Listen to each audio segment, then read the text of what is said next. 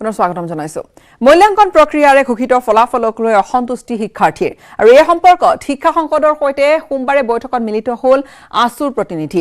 ছাত্ৰ-ছাত্ৰীসকলৰ এনে অভিযোগৰ অতি সোনকালে সমাধানৰ আশ্বাস প্ৰদান কৰিছে শিক্ষা সংসদে।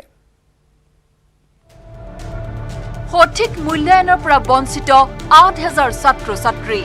ছাত্ৰ-ছাত্ৰীৰ ন্যায় বিচাৰি শিক্ষা সংসদত আছুৰ প্ৰতিনিধি। কোভিড-সৃষ্ট পৰিৱেশৰ বাবে পৰীক্ষা অনুষ্ঠিত নকৰাকৈ ঘোষণা কৰা হ'ল মেট্ৰিক আৰু উচ্চতৰ মাধ্যমিকৰ ফলাফল। ফলাফল ঘোষণা কৰিলে ঠিকেই, কিন্তু ফলাফলক লৈ ন্যায় লাভ কৰা নাই বেটাৰমেণ্ট, ৰিপিটাৰ্ছ আৰু চাৰ্টেন পৰীক্ষাত পত্ৰ পূৰণ কৰা ৮,০০০ ছাত্ৰ-ছাত্ৰীয়ে। মূল্যায়নত ১০% নম্বৰ বঢ়াই দিয়াৰ পিছতো শিক্ষাৰ্থীসকলৰ মাজত অসন্তুষ্টি থকাৰ বাবে শিক্ষা সংসদৰ সৈতে সোমবাৰে বৈঠকত মিলিত হয় আছুৰ প্ৰতিনিধি। ছাত্ৰ-ছাত্ৰীসকলৰ এই অভিযোগ অতি সোনকালে সমাধানৰ আশ্বাস প্ৰদান কৰিছে শিক্ষা সংসদে। কাউন্সিললৈ আহি এই কথা বতৰাবিলাক আজি আলোচনা কৰিছিলোঁ। আলোচনা কৰি তেখেতসকলে যাতে নিটৰ দৰে এক্সামত বহিবৰ কাৰণে সক্ষম হয়, ১২ আগষ্ট যিহেতু লাষ্ট ডেট, গতিকে তাৰ আগতে ফৰ্ম ফিল আপ কৰিবৰ কাৰণে যিহেতু সুবিধা হয়, তাৰ ওপৰত নজৰ ৰাখি কাউন্সিলক ব্যৱস্থা গ্ৰহণ কৰি সেই ছাত্ৰ-ছাত্ৰীসকলক আমি ন্যায় প্ৰদান কৰিবৰ কাৰণে আহ্বান জনাইছোঁ। আৰু কাউন্সিলো আজি এক প্ৰক্ৰিয়াৰ মাজেৰে তেখেতসকলে এই ব্যৱস্থা গ্ৰহণ কৰিব বুলি আশ্বাস প্ৰদান কৰিছে। গতিকে সেই ৮,০০০ আৰু ৮,৫০০ যি ছাত্ৰ-ছাত্ৰী তেখেতসকল আচলতে মানসিকভাৱে ভাগি পৰিছে। নম্বৰৰ পৰা বঞ্চিত ছাত্ৰ-ছাত্ৰীসকলে ন্যায় লাভ কৰিবৰ বাবে শীঘ্ৰে ফৰ্মুলা প্ৰস্তুত কৰিব শিক্ষা সংসদে, যাৰ জৰিয়তে ন্যায় লাভ কৰা ছাত্ৰ-ছাত্ৰীসকলে অৱতীৰ্ণ হ'ব পাৰিব সৰ্বভাৰতীয় পৰ্যায়ৰ সকলো ধৰণৰ পৰীক্ষাত। আমি সংসদক কৈছোঁ অতি শীঘ্ৰে কৰিব লাগে, কাৰণ বহু ছাত্ৰ-ছাত্ৰীৰ প্ৰতিযোগিতামূলক পৰীক্ষাত অৱতীৰ্ণ হোৱাৰ তাৰিখবোৰ আহি পৰিছে, নামভৰ্তিৰ কথা আহি পৰিছে। গতিকে প্ৰথম কথাটো হ'ল যে প্ৰায় ৮,০০০ ছাত্ৰ-ছাত্ৰীয়ে ন্যায় পোৱা নাই অভিযোগ আহিছে। আমিও ছাত্ৰ সন্থাই অনুভৱ কৰিছোঁ যে এই ছাত্ৰ-ছাত্ৰীসকলক ন্যায় দিয়া উচিত, আৰু সেইকাৰণে আমি সংসদৰ ওচৰত আহি ইমান দিন যোগাযোগ হৈ আছিল। আজি আমি আলোচনাত মিলিত হ'লোঁ আৰু সংসদৰ প্ৰতি আমি অনুৰোধ জনাইছোঁ যে এই ছাত্ৰ-ছাত্ৰীসকলে এটা অসামান্য পৰিৱেশত এটা মূল্যাংকনৰ জৰিয়তে ফলাফল পাইছে। গতিকে এই প্ৰায় ৮,০০০ ছাত্ৰ-ছাত্ৰীৰ ন্যায় দিয়াৰ কাৰণে সংসদে ব্যৱস্থা কৰিব লাগে। ৮,০০০ ছাত্ৰ-ছাত্ৰীৰ ন্যায় লাভৰ ক্ষেত্ৰত শিক্ষা সংসদে কি ব্যৱস্থাৰে উপকৃত কৰে সেয়া সময়তহে লক্ষণীয় হ'ব। হীৰকজ্যোতি মালাকাৰৰ report, news 18 Assam north east. সীমা বিবাদক লৈ মুখ্যমন্ত্ৰীৰ পৰ্যায়ত আলোচনা কৰাৰ ২৪ ঘণ্টা নহওঁতেই মেঘালয়ে অসমৰ ১.৫ কিলোমিটাৰ আগুৱাই আহি সীমা নিৰ্ধাৰণ কৰা বিষয়টোক লৈ সোমবাৰে উত্তপ্ত হৈ উঠে অসম বিধানসভাৰ মজিয়া। বিৰোধী কংগ্ৰেছৰ বিধায়ক নুৰুল হুদাই সদনৰ সকলো কাৰ্যক্ৰমণিকা প্ৰত্যাহাৰ কৰি সীমা বিবাদক লৈ আলোচনাৰ দাবীৰে সভা স্থগিত প্ৰস্তাৱ আনে, কিন্তু অধ্যক্ষই অগ্ৰাহ্য কৰাত বিৰোধী সকলো বিধায়কে সদন ত্যাগ কৰে। সীমা বিবাদক লৈ মুখ্যমন্ত্ৰী পৰ্যায়ত আলোচনা কৰাৰ ২৪ ঘণ্টা নোযাওঁতেই মেঘালয়ে অসমৰ ১.৫ কিলোমিটাৰ আগুৱাই আহি সীমা নিৰ্ধাৰণ কৰাৰ বিষয়টোক লৈ সোমবাৰে উত্তপ্ত হৈ উঠিল অসম বিধানসভাৰ মজিয়া। অসম বিধানসভাৰ মজিয়াত কংগ্ৰেছৰ বিধায়ক নুৰুল হুদাই সদনৰ আন কাৰ্যক্ৰমণিকাক বাদ দি সীমা বিবাদৰ বিষয়ক আলোচনা কৰাৰ দাবীত উত্থাপন কৰে সভা স্থগিতৰ প্ৰস্তাৱ। মুখ্যমন্ত্ৰী পৰ্যায়ৰ বৈঠকৰ ২৪ ঘণ্টাৰ পাছতে ওলোটা খৰ খুদ দিছপুৰৰ কাষতে মেঘালয় ভূমি দখল, এটা ৰাজহুৱা স্বাৰ্থজড়িত আৰু অতি পক্ষপাতৰ, অতি গুৰুত্বপূৰ্ণ ৰাজ্যখনৰ অখণ্ডতাৰ প্ৰতি ভাবুকি। গতিকে এই বিষয়টো সদনৰ বাকী কাম কাজখিনি কাটি কৰি থৈ আজি আলোচনাৰ কাৰণে ছাৰ আনিব লাগে। তাৰ কাৰণে আমি এখন সভাস্থগিত প্ৰস্তাৱ আপোনালৈ দাখিল কৰিছোঁ। নুৰুল হুদাই সভাস্থগিত প্ৰস্তাৱ অনাৰ লগে লগে সদনত বিৰোধী পক্ষই চৰকাৰক সমালোচনা কৰি সীমা বিবাদক লৈ আলোচনাৰ দাবী তোলে। একদম মোৰ ঘৰৰ সন্মুখত আপুনি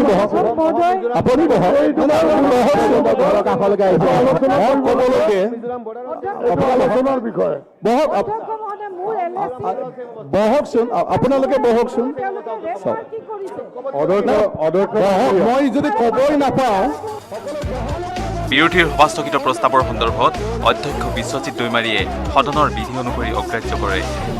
অধ্যক্ষই সভাস্থগিত প্ৰস্তাৱ অগ্ৰাহ্য কৰাত বিৰোধী সকলো বিধায়কে একেমুখে সীমা বিবাদক লৈ সদনত আলোচনা বিচাৰি হুলস্থলীয়া পৰিৱেশৰ সৃষ্টি কৰে।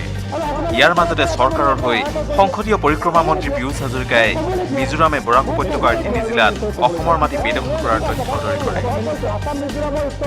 কাছাৰত দখল কৰিছিলে 400 হেক্টৰ ভূমি, কৰিমগঞ্জত কৰিছিলে 377.58 হেক্টৰ ভূমি আৰু হাইলাকান্দি জিলাত 800 হেক্টৰ এলেকা ভূমি। হাইলাকান্দি জিলাত মিজো আগ্ৰাসীকাৰীয়ে নতুনকৈ ভূমি দখল কৰাৰ চেষ্টা মষিমূৰ কৰা হৈছে। অলপতে মিজো দখলকাৰীৰ কবলত থকা 1000 হেক্টৰ ভূমিৰ পৰা 200 হেক্টৰ ভূমি বন বিভাগ আৰু আৰক্ষীয়ে মুক্ত কৰিছে। This report they have given. আমি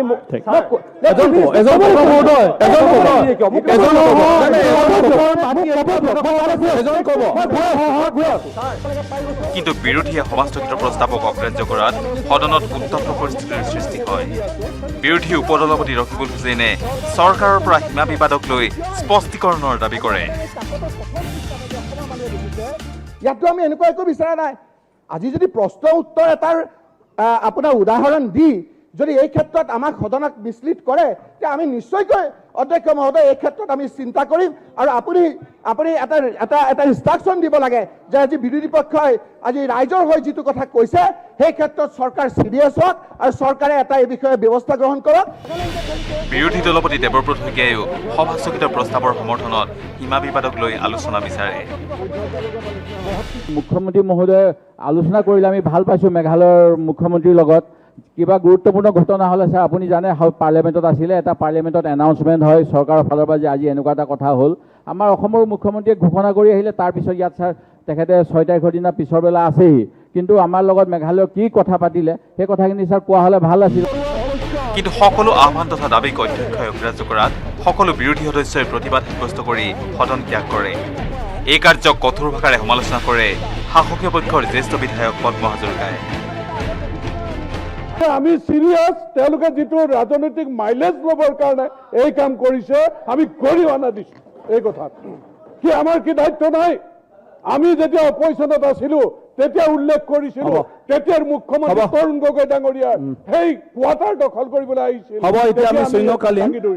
আজিও আমি কৈছো দায়বদ্ধতাৰে 1 ইঞ্চি মাটি আমি সকলো বিধায়কে অসমৰ মাটি কোনেও হাত দিয়াটো সহ্য নকৰো। কেমেৰা পাৰ্চন প্ৰভাত সিং আৰু সঞ্জয় বৰাৰ সৈতে Biju Kumar Deka, news 18 Assam north east. চাহ বাগিচাৰ শ্ৰমিক হিচাপে কৰ্মৰত বিশ্বৰ সৰ্বোচ্চ ক্ৰীড়া মহাৰণৰ শিখা দৌৰত ভাৰতক প্ৰতিনিধিত্ব কৰা ডিব্ৰুগড়ৰ পিংকি কৰ্মকাৰ। আজিও চৰকাৰৰ পৰা উচিত মৰ্যাদা নাপালে পিংকিয়ে। পিংকি কৰ্মকাৰ এসময়ত দেশলৈ গৌৰৱ কঢ়িয়াই আনিছিল এইগৰাকী পিংকিয়ে।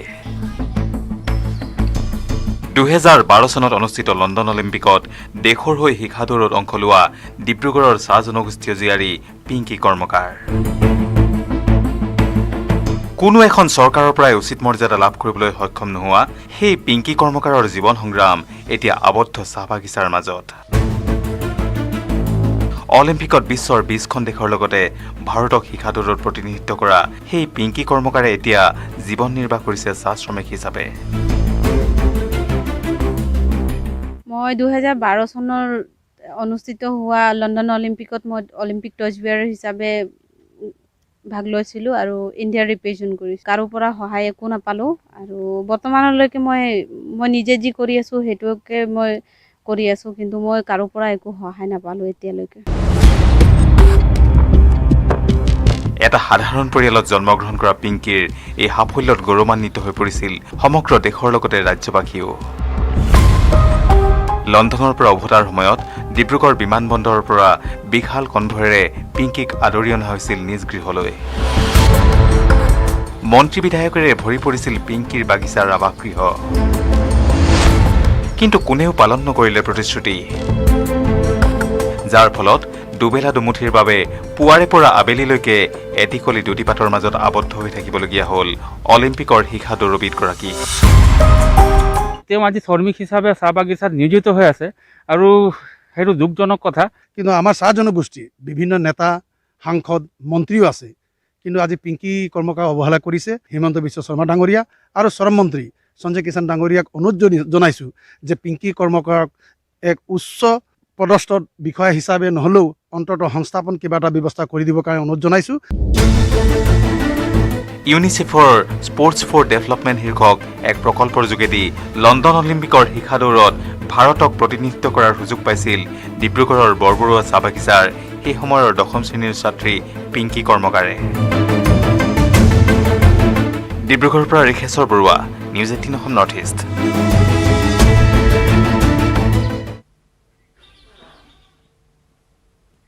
সময়খিনিতে আন এটা চমু বাণিজ্যিক বিৰতিৰ।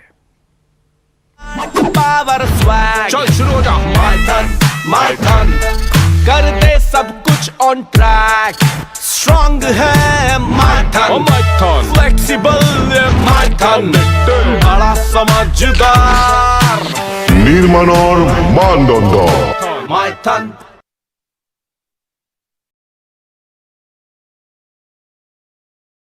100+ reporters, 66.9 crore viewers, India's largest news network, News 18 Network.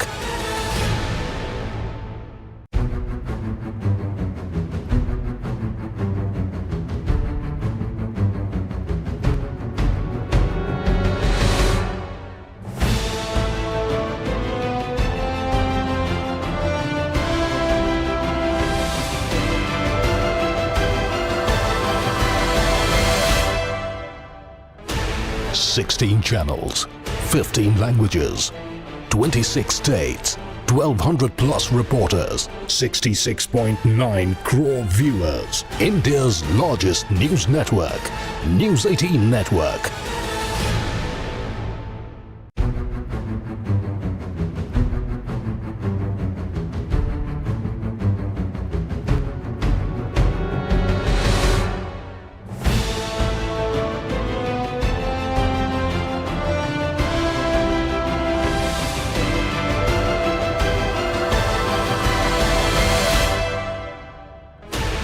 Sixteen channels, 15 languages, 26 states, 1,200+ reporters, 66.9 crore viewers, India's largest news network, News 18 Network.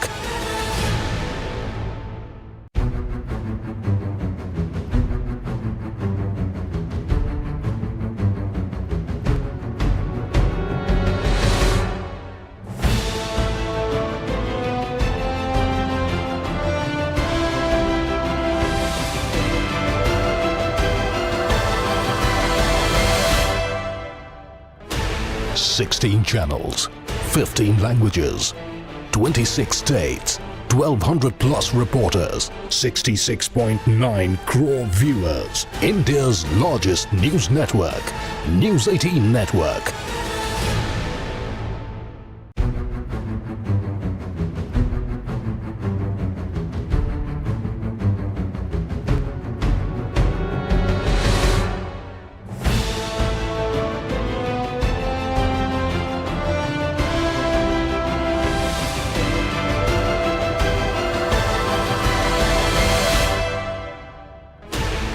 Sixteen channels, 15 languages, 26 states, 1,200+ reporters, 66.9 crore viewers, India's largest news network, News 18 Network.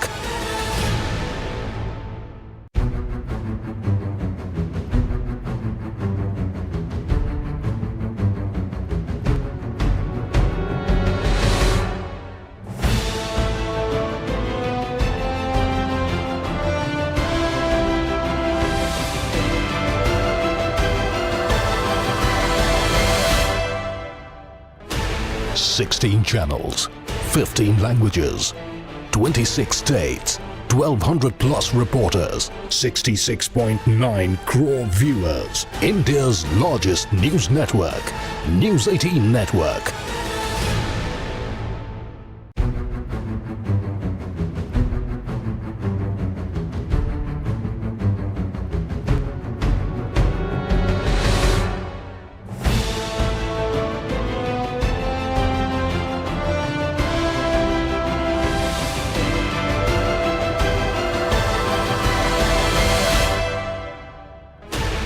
16 channels, 15 languages, 26 states, 1,200 plus reporters, 66.9 crore viewers. India's largest news network, News 18 Network.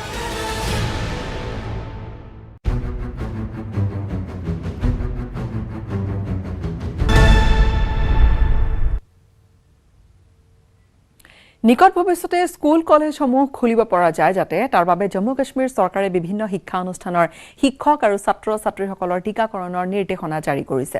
ইয়াৰ পিছতে জম্মু কাশ্মীৰৰ বহু চৰকাৰী কলেজত বিশেষ টিকাকৰণ অভিযান আৰম্ভ কৰা হৈছে। আশা কৰা হৈছে এই টিকাকৰণৰ অন্তত শীঘ্ৰে চৰকাৰে কলেজসমূহ খোলাৰ সিদ্ধান্ত গ্ৰহণ কৰিব।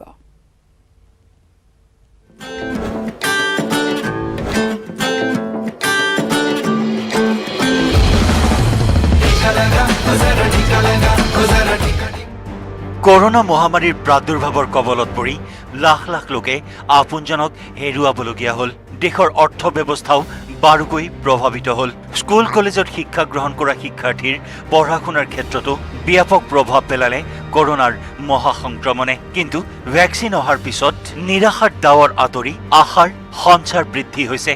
জীৱনৰ বাটত ভেকচিনে নতুন ভৰসাৰ বাট দেখুৱাইছে। জম্মু কাশ্মীৰত ভেকচিনৰ ড'জ লাভ কৰা এইসকল যুৱ প্ৰজন্মৰ ছাত্ৰ ছাত্ৰী। এওঁলোকৰ মাজতো এতিয়া বিশ্বাস জাগিছে অতি শীঘ্ৰেই খোল খাব স্কুল কলেজসমূহ। स्टूडेंट्स जो हैं वो वैक्सीनेट हो जाएं before reopening of the colleges. जब भी वो 1-2 महीने के बाद जैसे ही ओपन होते हैं तो मैक्सिमम बच्चे जो है मैक्सिमम वो ओपन हो जाए वैक्सीनेशन हो जाए।